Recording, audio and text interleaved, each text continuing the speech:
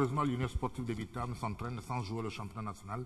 La Ligue nationale de football était en assemblée générale ordinaire samedi dernier. Il était question de discuter du bilan moral et financier. Le bilan moral a été adopté, le bilan financier est à revoir. On retiendra de ce conclave que le championnat va se disputer avec 13 clubs. On va suivre le compte rendu de Charles Goura, image Francis Ifunda Samabi Modibo Lansana. Le bureau exécutif de la Ligue nationale de football obtient uniquement le quitus moral.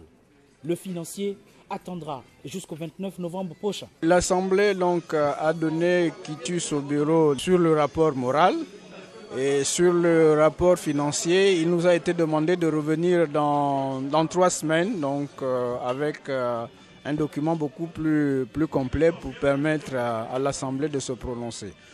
Le rapport qui a été présenté n'était pas suffisamment explicite pour que l'Assemblée se prononce sur cette question. L'épineuse question du nombre de clubs admis en première division professionnelle cette saison a été tranchée par l'Assemblée générale souveraine. La solution a été trouvée et l'Assemblée s'est prononcée pour maintenir la décision donc de la LINAF qui consiste que Sogea descendra donc en deuxième division et nous jouerons avec 13 équipes. Il y a 2 avancées. Nous pensons que d'ici peu de temps, au niveau de la trésorerie donc publique, nous allons recevoir ne serait-ce que le reliquat de ce qui nous est dû. L'AC Bongoville n'attend pas baisser les bras.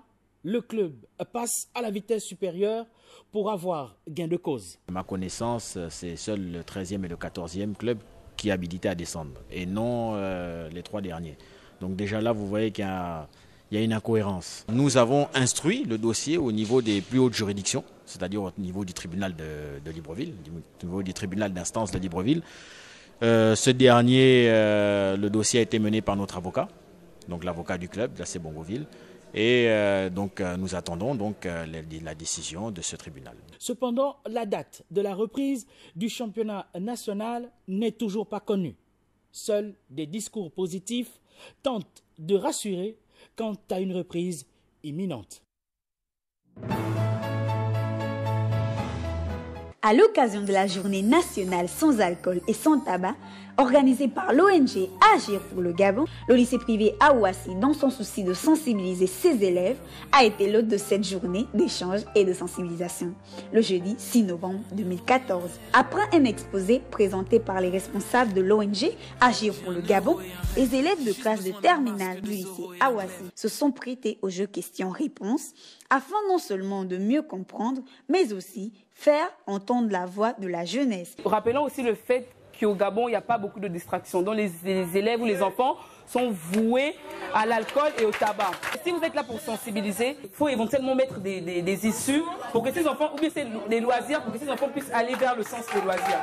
L'alcoolisme et le tabagisme sont des fléaux planétaires. C'est pourquoi, avant que les enfants ne commencent à être dépendants, il faut qu'ils comprennent que le problème existentiel ne peut pas être réglé avec un verre d'alcool ou un bâton de cigarette. Au sorti de cette rencontre, le lycée privé Aouassi a reçu la palme du lycée sans alcool et sans tabac, distinction marquant l'engagement de l'établissement dans la lutte contre l'alcool et le tabac au milieu scolaire.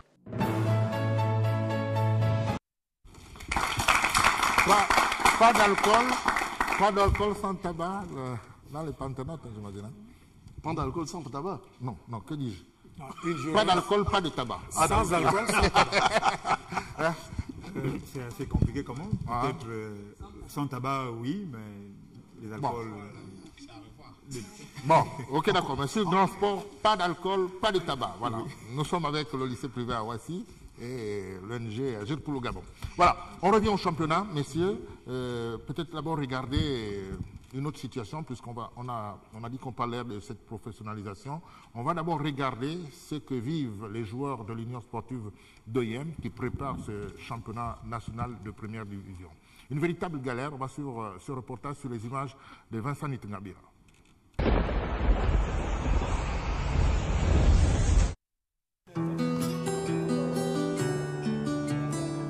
Six membres du staff technique dirigé par Niké Zondono et 6 joueurs, c'est l'image de la séance d'entraînement de l'Union sportive d'Oyem. Soit 12 personnes repliées discrètement ici au stade de l'armée. C'est dans cette ambiance que l'ISO prépare sa saison professionnelle. Si je suis encore là, c'est que je tiens encore le cap.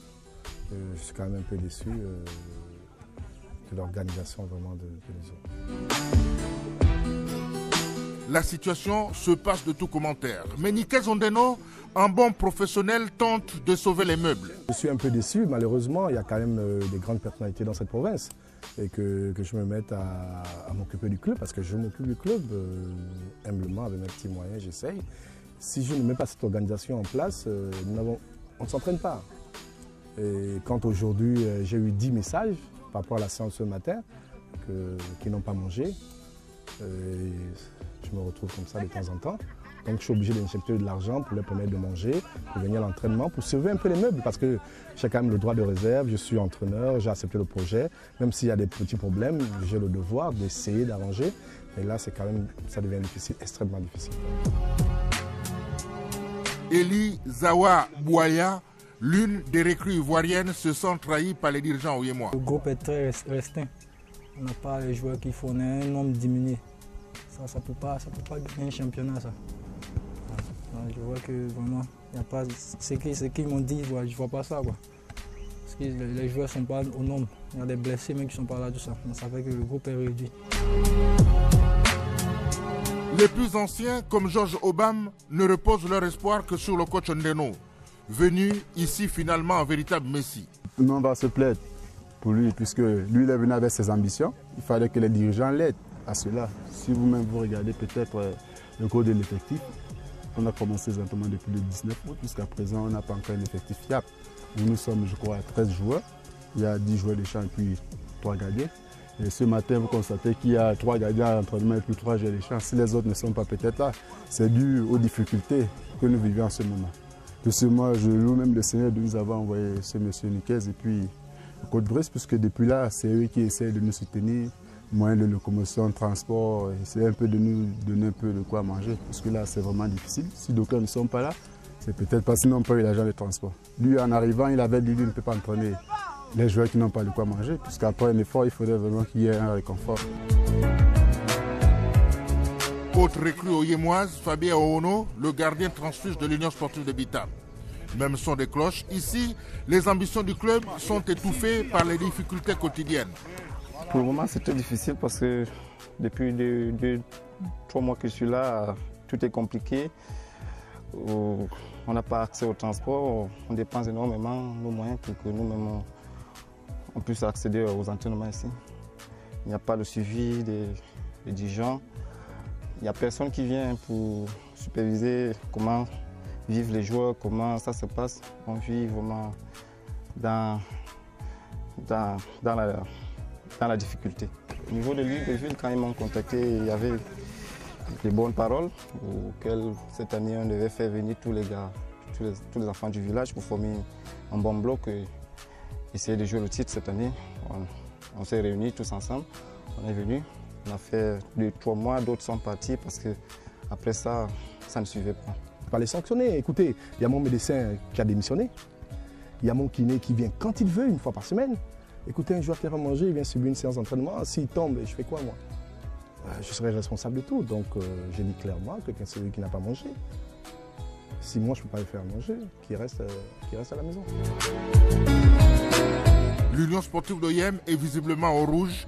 À cette tension de trésorerie s'ajoute l'état de dégradation avancée du stade Aquacam qui abrite les matchs du championnat professionnel. Mais je ne peux même pas parler de terrain. Je n'ai que 11 joueurs. Écoutez, j'ai fait un petit match amical il y a mercredi passé. Quand je sors un joueur, je le remplace par un joueur sorti. C'est-à-dire que si Fabio, vous êtes parmi les 11, je suis 12 ou 13. Si vous sortez, si quelqu'un a mal, il revient sur le stade. Donc on le fait tout le temps. On ne peut pas parler des matchs amicaux, on n'a pas l'effectif. On n'a pas un groupe pour jouer un match amical. Heureusement que les dirigeants n'ont pas jeté l'éponge. Bon, le problème de joueurs, d'une manière générale, se pose à tous les clubs. Ce n'est pas seulement au niveau de l'ISO. Alors, le problème principal, c'est celui des règlements, des paiements des salaires, alors qui viennent toujours en retard. Donc, ça n'incombe pas directement au club. C'est parce que la LINAF Et ce n'est pas aussi de la responsabilité de la LINAF, c'est parce que tout simplement l'État décaisse les financements avec beaucoup de retard. Les premiers dirigeants de ce club, je vais parler du président et de son vice-président, font beaucoup d'efforts pour qu'on n'arrive pas vraiment à ce niveau qu'un joueur manque de quoi manger chez lui. Et je reconnais une chose, c'est qu'il y a des retards au niveau des paiements de leur loyer. Et ça aussi, et comme le club est basé à OIM et nous sommes tous d'OIM, à ce moment-là, nous négocions avec leurs bailleurs. J'espère que les dignitaires aiment leur province, qu'ils sont fiers de leur province. Et je leur demande simplement de prendre en main. Je ne sais pas jusqu'à quand ça va durer. Moi, on m'a appelé plusieurs fois pour faire des reportages. Là, parce que vous m'avez surpris. Je vous aurais dit de ne pas venir. J'ai protégé le club jusqu'à ce moment. J'ai demandé à l'Union de ne pas venir. J'ai demandé à plusieurs presses de ne pas venir parce que même localement, j'ai refusé les interviews parce que je ne voudrais pas mettre le club dans cet état. Mais là, c'est 3 mois après, je n'avais pas le choix que d'attirer l'attention de tous les grands dignitaires de cette province.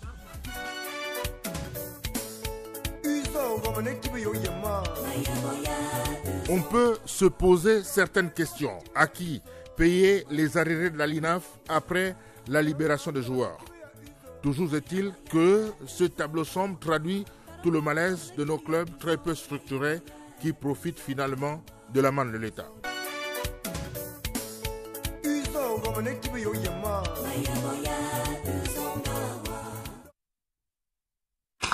Voilà, c'est un peu le tableau sombre du championnat national.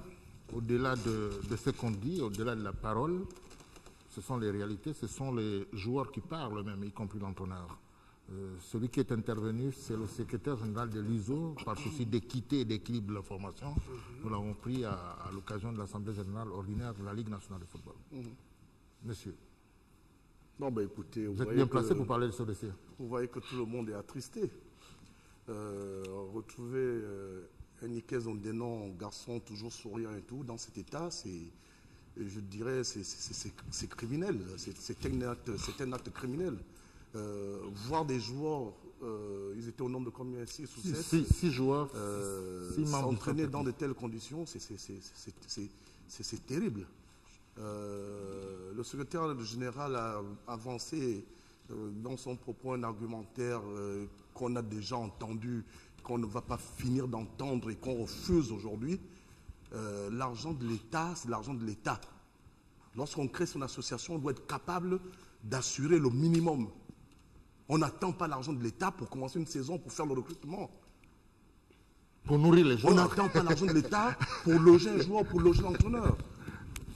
J'ai envie de dire, soyons sérieux. Si on n'est pas capable de gérer la chose footballistique, qu'on laisse tomber et qu'on cède la main à d'autres personnes. Je m'excuse, mais vraiment, moi, ça me fait très mal de voir. Moi, j'étais footballeur. Je vous assure que je ne pouvais pas, moi, m'entraîner dans ces conditions. Et votre association devrait monter quand même au créneau.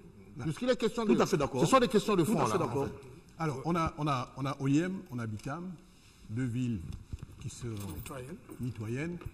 On a vu... Vous avez parlé de la solidarité la solidarité 2 photos différentes, noir et blanc en couleur. Noir et blanc, voilà. Et de l'autre côté, à OIM, c'est vraiment la débandade. C'est vraiment désolant le spectacle. J'ai même envie de dire, j'ai vu ce stade de Kwakam. À son inauguration, c'était un bijou. J'ai envie de dire qu'on est même capable de faire des pièges. On peut faire des pièges là-bas, il doit y avoir des porcs épiques ou des rapalvis. Bon, ça c'est un peu pour rigoler. Mais... Bref, c'est inadmissible. C'est inadmissible.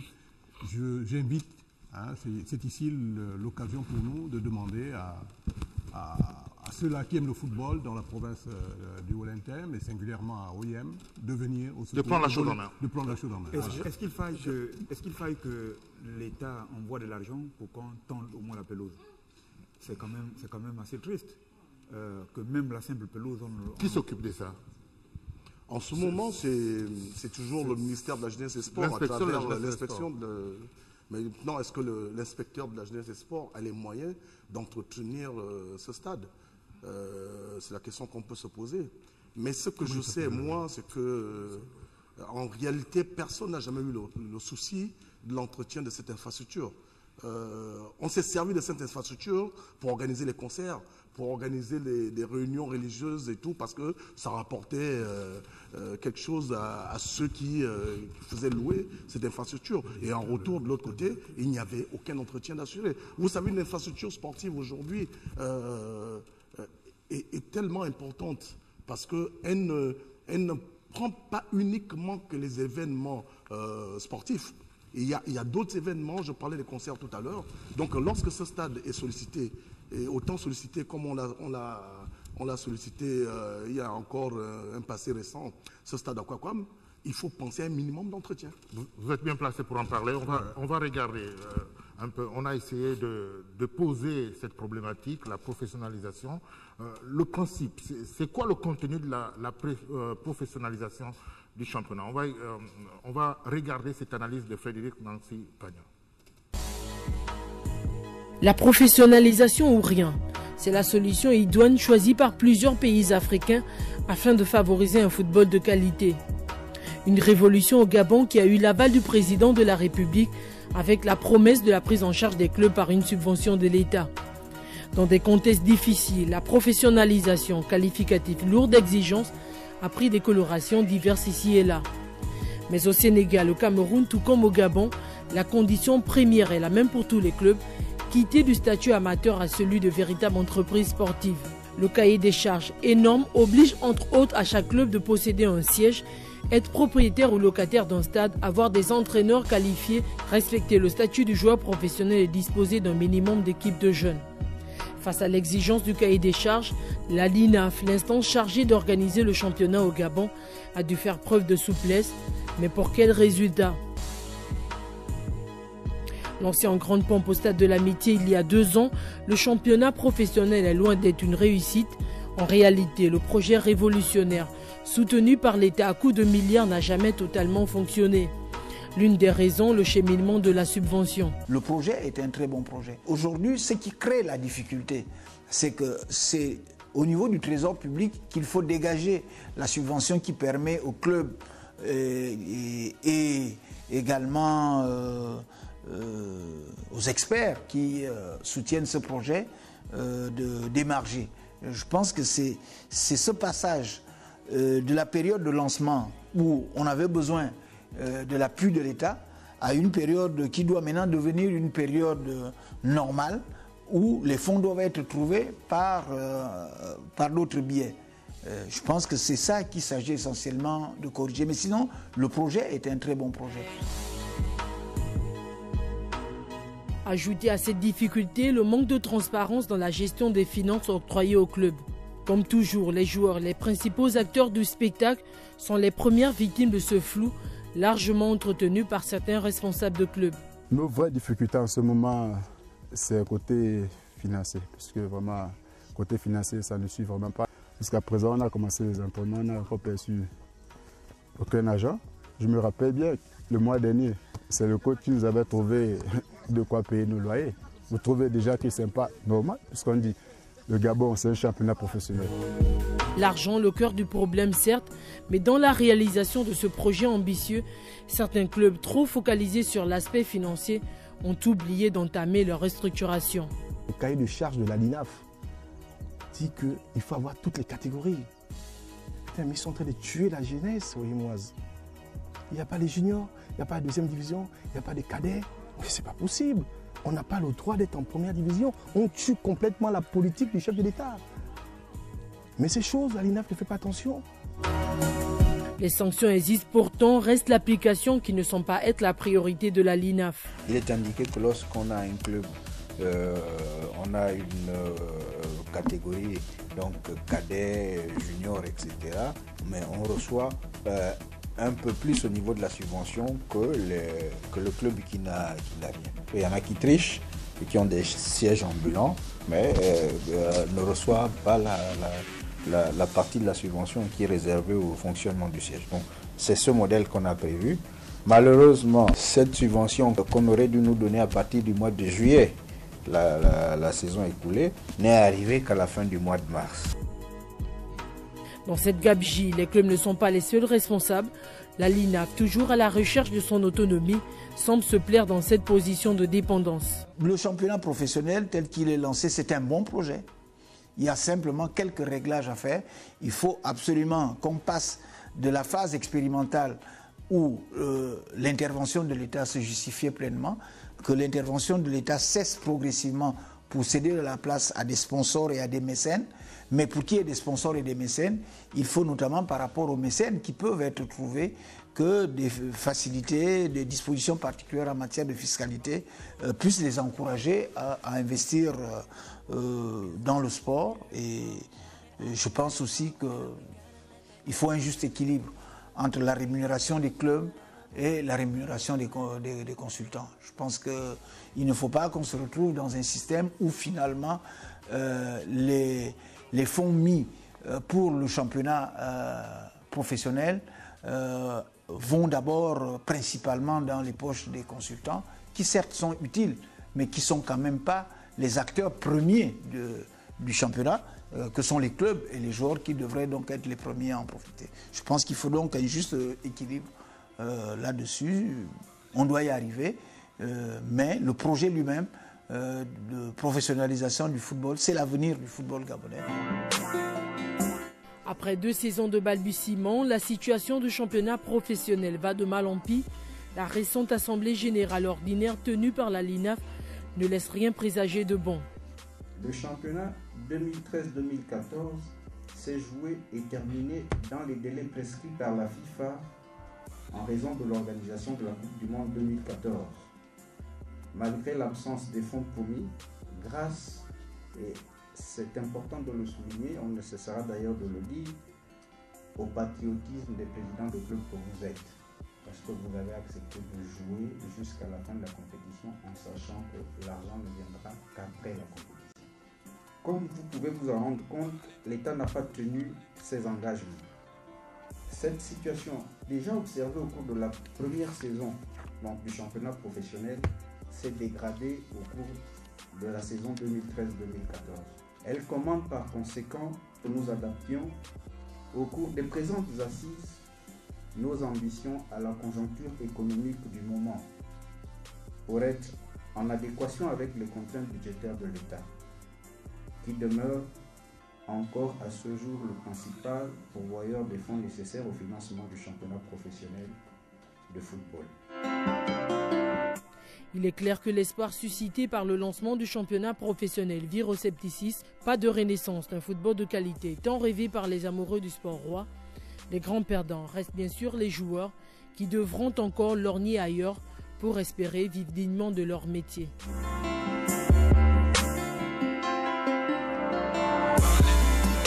Voilà. Très bonne réflexion de Frédéric Nancy-Pagna sur ce dossier, le volumineux dossier. Beaucoup d'aspects ont été développés. Oui, mais tout n'a pas été dit et je pense on ne sera jamais exhaustif. Ouais, sur ce dossier professionnel quand même, je pense qu'il y a énormément de choses à dire. Rappelez-vous comment arrive le projet. On sort d'une Coupe d'Afrique 2012 avec de très bons résultats. On est dans l'euphorie. On décide de faire le professionnalisme. Hein. On n'a pas eu le temps de l'étudier. Et je pense que pour faire un professionnalisme, un championnat professionnel, il faut au moins 2-3 ans d'études. Amener les clubs, former d'abord les dirigeants qui doivent gérer les clubs, hein, aller étape par étape.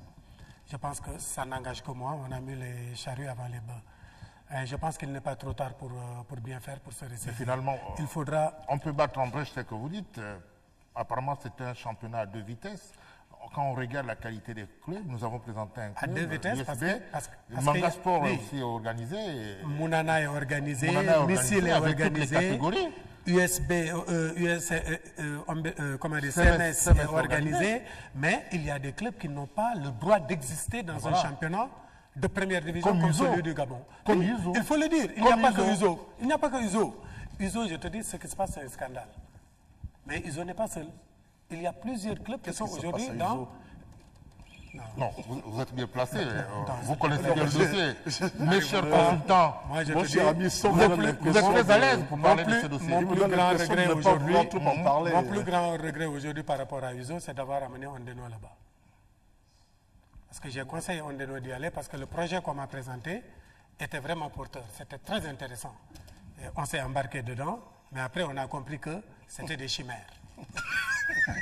C'est la vérité. Pour revenir au professionnalisme, il faut le reconnaître, il y a énormément de clubs dans ces championnats qui ne méritent pas de jouer, hein, qui ne méritent pas le titre d'équipe professionnelle. Rien d'abord que pour le fait que quand on dit un championnat professionnel, cela veut dire que les acteurs vivent de cette profession. Mais il y a quand même beaucoup de moyens.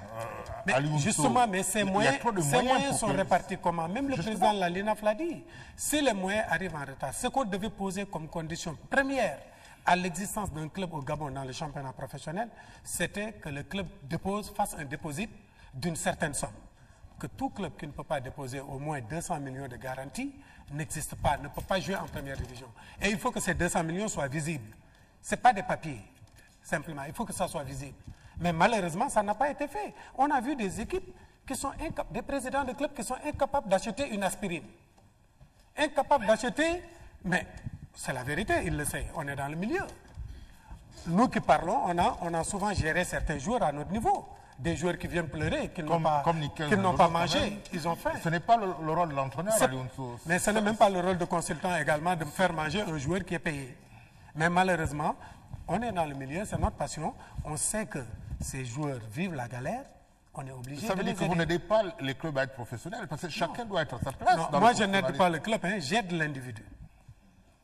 Il faut le comprendre. Parce qu'on a bien compris par les joueurs que Nico Zondeno est obligé de sortir de son argent. De son argent. Moi, je veux pour nourrir les joueurs. Moi, je veux prendre la dernière partie de l'intervention de Niquez. Vous savez, on le disait la semaine dernière, le professionnalisme au Gabon et la vision du président de la République, c'est d'en faire, pas seulement au niveau du football, c'est pratiquement au niveau de tous les sports. D'en faire une grosse industrie. Le football est maintenant une grosse industrie et il faut que les Gabonais en prennent conscience. Et je parlais de la dernière intervention de Niquez. À mon niveau, c'est incompréhensible.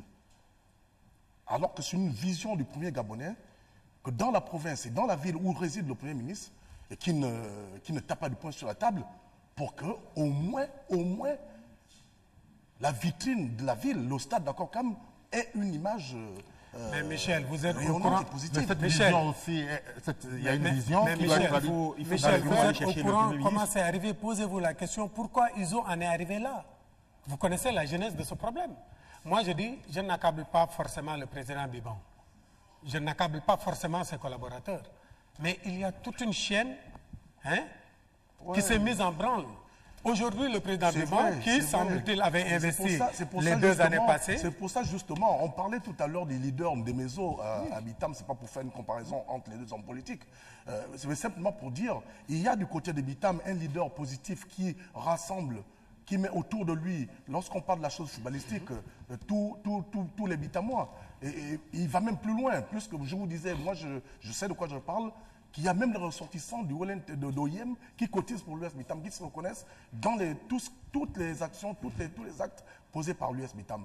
Mais il faut que le leader, on peut enlever son costume de Premier ministre, mais le leader politique, fils d'OIM, qui est le professeur Nando, qui a été un super footballeur, se penche sur ce problème.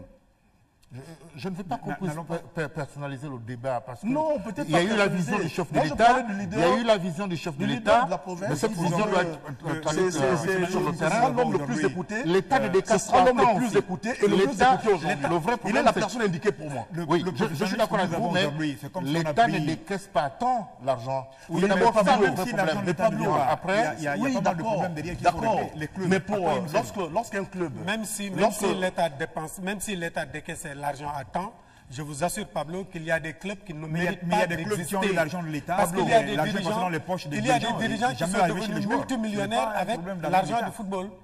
Ça veut dire simplement qu'ils pensent plus à leur poche qu'au football. Je suis l'une des victimes.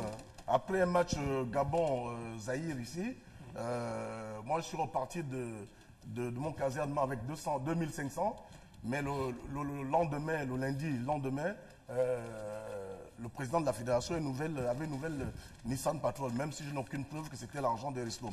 Bon, bref. Mais quand on n'a pas les preuves, on le dit pas. Voilà. Surtout pas sur le grand sport. Mais quand même, il faut dire que c'est... Non, moi j'insiste, c'est scandaleux. Lorsqu'on crée son association, ce n'est pas pour attendre tout de l'État. Lorsqu'on termine une saison, il y a un plan de recrutement qui est proposé et adopté proposé par l'entraîneur et adopté par le comité directeur en fonction des moyens dont il dispose. Mais on ne fait Michel, pas on ne valide pas un recrutement ou un plan de recrutement en comptant sur... Êtes-vous sûr, Michel, que dans certains clubs gabonais, il y a des comités directeurs? Certains comités directeurs se limitent à 3 personnes, le président, le trésorier, le secrétaire général et peut-être un chargé de matériel. Je veux savoir, je veux savoir, s'il vous plaît, messieurs, vous qui avez une certaine expertise dans cette gestion du championnat national, la LINAF paye à partir de quel mois? Parlons par exemple de dans les textes, la LINAF paie à partir du mois de juillet. Juillet, oui. Août, septembre. Mais malheureusement, la LINAF reçoit l'argent. Et là, on retrouve ISO avec 6 joueurs à l'entraînement. Tous les joueurs ont été libérés. Et quand la LINAF paye, cet argent va où? Non, là aussi, il faudra être clair, il faudra recadrer le débat, même si je ne suis pas parfaitement d'accord avec USO. Je sais que USO, quand la LINAF a donné, l'USO a donné l'argent aux joueurs qu'ils ont libérés. Certains joueurs sont encore dans l'effectif. Mais nos footballeurs aussi, il faut le reconnaître, jouent un double jeu. Certains, je suis au courant de certains joueurs qui ont été payés par USO, qui sont encore sous contrat, leur contrat a été renouvelé, vous avez vu les documents comme moi, mais malheureusement, ils sont en train de s'entraîner dans d'autres clubs à Libreville. Et c'est là mon problème, moi, avec USO, parce que j'ai dit aux dirigeants d'USO, à ce moment, vous portez plainte contre les joueurs. Vous comprenez qu'il est un peu consultant partout. C'est pas normal. Non, ce n'est pas être consultant partout. C'est être simplement impliqué dans le football. Quels sont les mécanismes qui va valider aujourd'hui ces départs vers d'autres clubs? On revient encore à la même histoire, c'est-à-dire que nous avons des joueurs qui sont sous contrat avec d'autres, mais qui vont s'entraîner avec d'autres clubs ailleurs.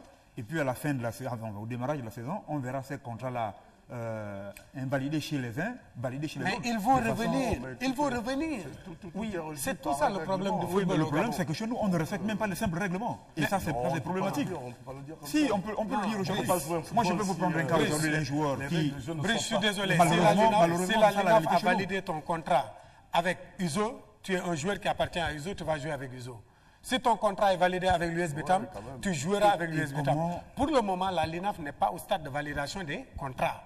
La LINAF est d'abord dans la recherche des moyens pour les clubs. Maintenant, l'argent qu'on donne aux clubs, de temps en temps, ça fait 2 fois qu'on donne l'argent aux clubs, je crois, depuis les vacances. USO, moi je suis persuadé, parce que j'ai vu le document quand même, il faut aussi être un peu honnête. Certains joueurs ont reçu de l'argent, on est témoin de ça, mais ils s'entraînent dans d'autres clubs.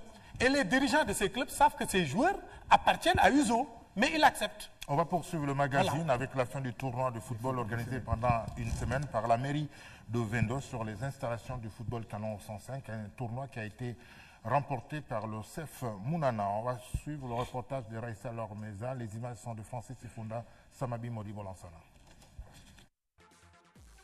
4 équipes pour ce tournoi de football de la mairie d'Ovendo débuté le 31 octobre dernier et dont la dernière journée se disputait en présence des férus du ballon rond dont le sélectionneur national Georges Costa et son staff, ainsi que la marraine de la compétition.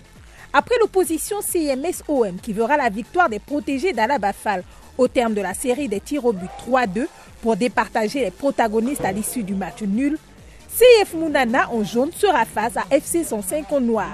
Une affiche alléchante avec une équipe de Mounana favorite. Le maire d'Ovendo donnera le coup d'envoi pour 90 minutes de jeu au temps réglementaire. La période sera dominée par le CF Mounana qui trouvera le premier le chemin des filets grâce à un corner qui fait mouche et plante le portier du Canon. 1-0, première période. À la reprise, Thierry Mouyouma a repensé sa stratégie et le FC 105 plus présent parvient grâce à une bonne combinaison de ses attaquants à égaliser. 1-1 au coup de sifflet final. Dans les goals, Bitseki sera plus adroit que son adversaire du FC 105 et au tir au but, CF Mounana s'imposera 3-4. Au classement final du tournoi de la mairie d'Ovendo, FC 105 pour la 4e place, OM 3e place, AOCMS 2e place et CF Mounana 1er. C'est celui qui nous a posé problème. Moi, je crois que peut-être qu'on va mettre ça sur le coup de la fatigue. En l'espace d'une semaine, jouer 3 matchs, ce n'est pas facile. Mais car cela ne tienne, on est quand même une équipe de haut du tableau. On se doit de de pouvoir montrer toujours une bonne figure chaque fois qu'on est sur le terrain. Mais aujourd'hui, on va se contenter de cette victoire-là et du trophée qu'on a remporté. C'est la première fois, mais ce ne serait pas la dernière fois. Nous disons que le sport rassemble, c'est des moments de grandes rencontres, des moments de détente et de joie. Et à Ovendo, nous avons ce joyeux stade qui est là, que le FC 105, disons, a mis à la disposition des sportifs. Donc pour nous, vraiment, nous tenons à féliciter le président fondateur du FC 105 pour cette initiative. Parce que comme vous le savez, je le disais tantôt, que le sport rassemble.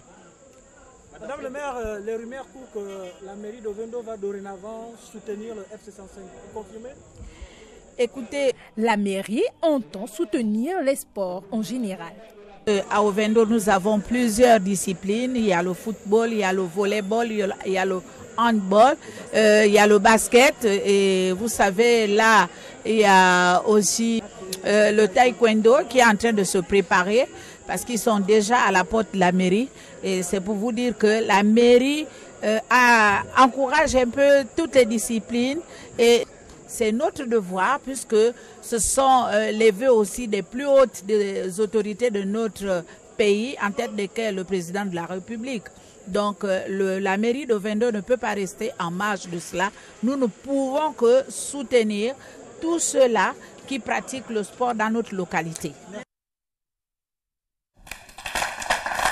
Voilà, n'oubliez pas que lundi prochain dans l'émission Grand Sport, nous allons présenter le CEF Mounana, Nit Vincent Benina et Frédéric Nassipagna sont en train de faire un grand format sur le CEF Mounana qui a la fierté d'avoir une véritable politique de formation avec toutes les catégories. La preuve, c'est le CEF Mounana qui a le mérite d'être très ambitieux. Qui a été qui a remporté ce tournoi également. Oui, assez régulière. Le tour de sport avec Raïssa Lormeza.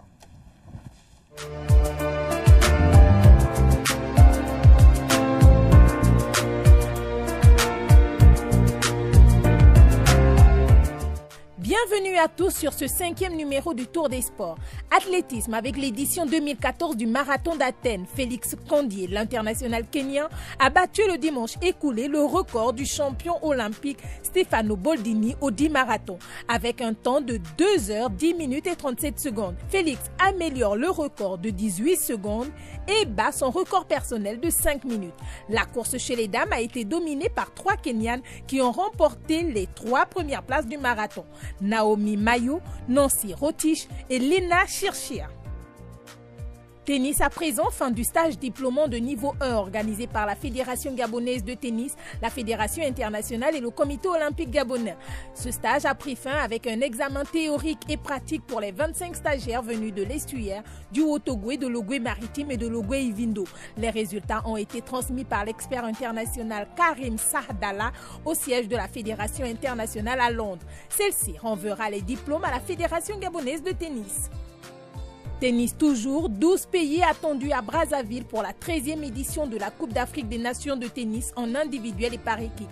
Au-delà de son caractère compétitif, la Coupe d'Afrique permettra aux Congolais de tester les sites de compétition sélectionnés pour les épreuves à moins d'une année des 11e Jeux africains que la ville abritera en septembre 2015.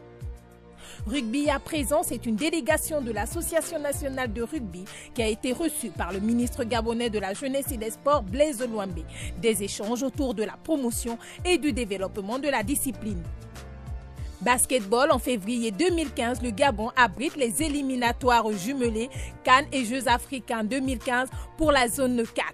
Tant en masculin qu'en féminin. Le bureau fédéral dirigé par Yvan Medouanzé prépare ses sélections entre les gymnases du lycée Mba et du lycée d'État de l'Essuyer. Les dames vont se relancer au terme de près de 9 ans d'inactivité et les locales peuvent compter sur le retour des expatriés. Football, élection à la FECAFOOT, l'ancien gardien des Lions indomptables Joseph-Antoine Bell se présente aux urnes pour briguer la présidence de la Fédération camerounaise de football. Poste vacant depuis l'incarcération de Lira Mohamed. Antoine Bell, qui avait déjà tenté de prendre la présidence en 1996 avant d'échouer face à Vincent Onana, a annoncé sa candidature et lancé sa campagne dimanche soir. Cannes 2015, le Maroc campe sur sa position et a informé samedi soir la CAF de sa décision de ne pas organiser la Cannes 2015 prévue du 27 janvier au 8 février 2015. Une décision qui libère la CAF de ses engagements vis-à-vis du pays et lui ouvre la voie de facto à chercher d'autres pays susceptibles de remplacer le Maroc au pied levé, étant donné que la CAF a déjà signifié qu'elle rejette toute idée de report de la Cannes 2015, une option qui sera validée officiellement le 11 novembre à l'issue de la réunion du comité exécutif de la CAF au Caire. Fin de ce tour des sports. Merci de nous avoir suivis. On se retrouve la semaine prochaine.